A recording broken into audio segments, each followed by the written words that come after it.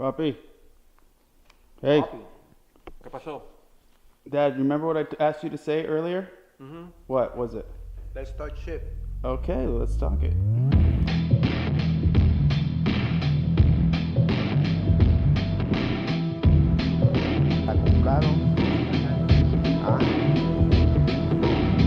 I'm just kidding, guys. We are not talking about shit, but we are talking shit about this product. It's the PocketFinder GPS device that's used for tracking children, tracking adults, tracking cars, tracking anything that you'd want to track that would be compact as this size. So 4 frames per second. All right, guys, I'm switching. I was filming in 30 frames per second for a while, but I'm actually switching over to 25 frames per second, so I'd have less of that soap opera looking look. I wanted all of my content to look a little more not only production quality, but also to look more cinematic, like a traditional film.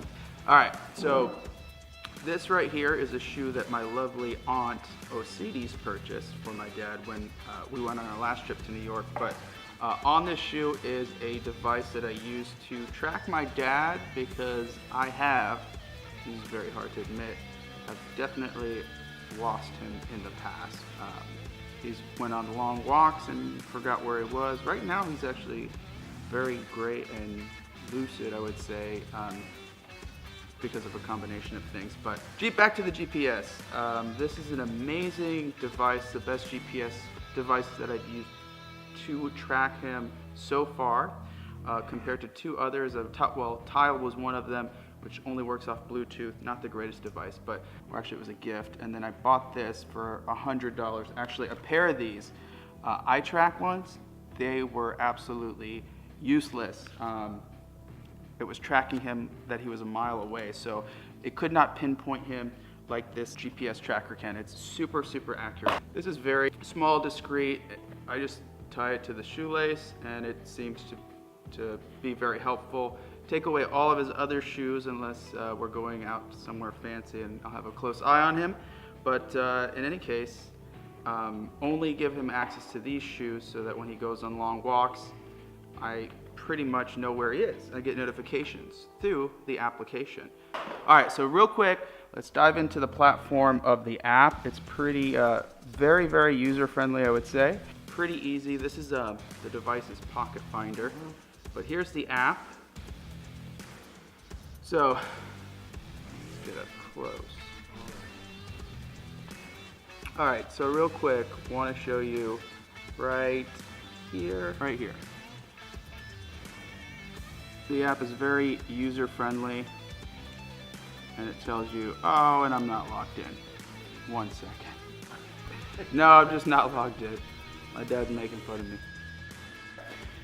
So real quick on this app, shows you how far away the GPS is. It tells you the battery length that is left on the GPS device, where its current location is. If you click on that, it brings you to this platform. You can see the history of where it's been, day by day, hour by hour, minute by minute, when it's being tracked. So that gives you a quick example. He went out to the backyard at 11 with it on. And let's see, zones. This is another amazing feature. If you want to add a zone to get an immediate alert to your phone, you can quickly just select the location, name that location, and then you can actually set up if you want a text alert, and then create the zone. That easy, and then you'll get either an email or a text, however you prefer, to your phone, so you get that alert.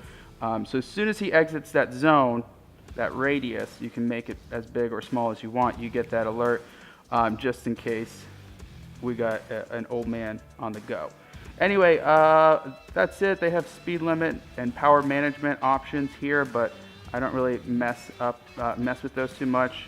You can keep it on 10-minute intervals, 4-minute intervals, 20, or constant. I'm gonna do 10 minutes to preserve some of the battery life.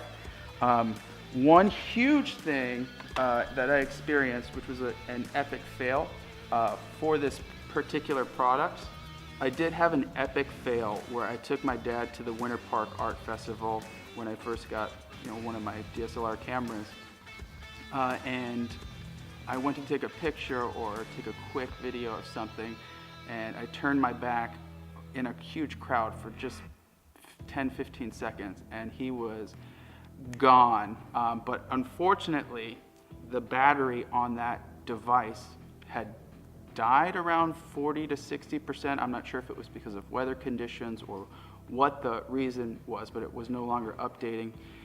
And it was when I needed it the most. So it was an epic fail, and we should never be relying on these technology toys to track our parents. We should be keeping as close tabs on them as possible, of course.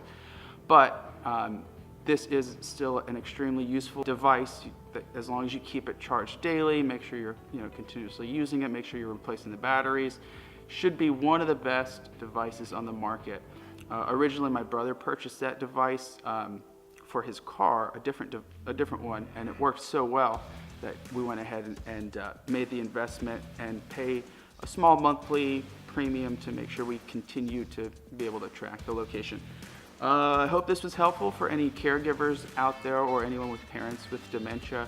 I know it's an extremely hard thing to deal with, so hope this video of this product helps, and I do give it a recommendation compared to the other ones I've used.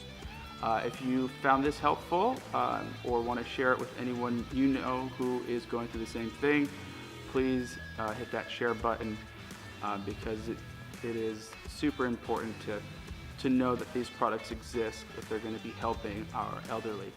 So, thanks. No lo que no encuentra. Tengo las pantalonetas hace 3 años ahí en el caño. I did not say yes. All right, so you guys are driving back from Miami, or driving back to Miami? To Miami. Yes. My lovely, lovely family, Magali, my dad, Alberto, of course, Jomaira from Houston, ¿Y tú? and you and I'm Alberto, and it's very sunny out. So, Y el, Bye del Conan. love, safe drive back to Miami. ¿O van And I para love you Miami very ahora? much. Sí. No tears, qué va a okay? manejar? Don't cry. Shomaira. Yo voy a ir tú vas para Miami. Sí. You're good. ¿Cuál se te va a caer el... Bye.